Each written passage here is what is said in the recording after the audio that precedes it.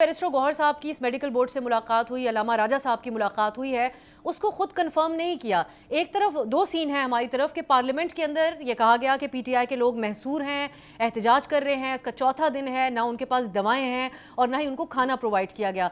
लेकिन इसी में से ड्रामाई तौर पर यह खबर आती है कि कल रात 9 बजे ये दोनों लीडरान जाके खान साहब के मेडिकल बोर्ड से भी मिलकर आ गए। ये तमाम चीज़ें ऐसी ही हैं जैसा दिख रहा है या मामला कुछ और है?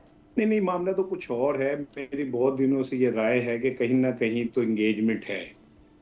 और अगर ये हुकूमत ने, मुझे लगता है कि जान के इस मामले को मिस हैंडल किया है ताकि वो जो कहीं एंगेजमेंट हो गई थी उसको किसी तरह खराब किया जाए।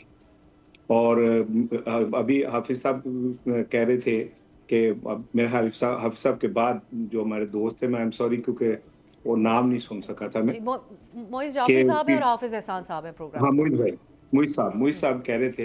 तो मैं ये समझता हूँ कि पीटीआई ने नहीं ये मामला खराब किया, ये खराब किया वुजरा ने।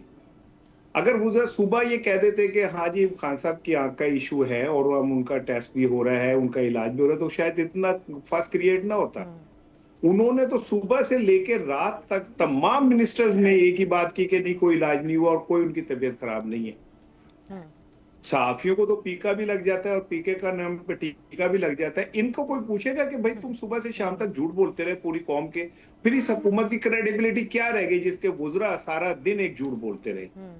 तो इनकी बात पे तो कोई ट्रस्ट नहीं करेगा। और ये जो रिपोर्टों की जो आप बात कर रहे हैं, तो रिपोर्टें तो नवाज शरीफ साहब की भी बनी थी और फैसल वाउडा ने कहा मैंने घर में बनाई थी हमने। तो मतलब इस हुकूमत की बनाई हुई रिपोर्टें फॉर्म 45-47 वाली होंगी। इसलिए बेहतर ये था कि आप उनके किसी एक डॉक्टर को बीच में शामिल कर लेते। आप इतना किस खौफ का शिकार हैं, ये मुझे नहीं समझ आ रही। और ये बाकी एंगेजमेंट की जो बात है, ये मैं आपको दोबारा कह रहा हूँ, एंगेजमेंट मौजूद है, एंगेजमेंट हो गई है, एंगेजमेंट चल रही है। सीएम केपीके का बिहेवियर देख लें, उसके बयानात देख लें, उसकी एक्टिविटीज देख लें, आपको अंदाजा हो जाएगा। इन पिछले 10 दिनों में सीएम केपी के वो जो जहर अफशानी थी वो खत्म हो चुकी है।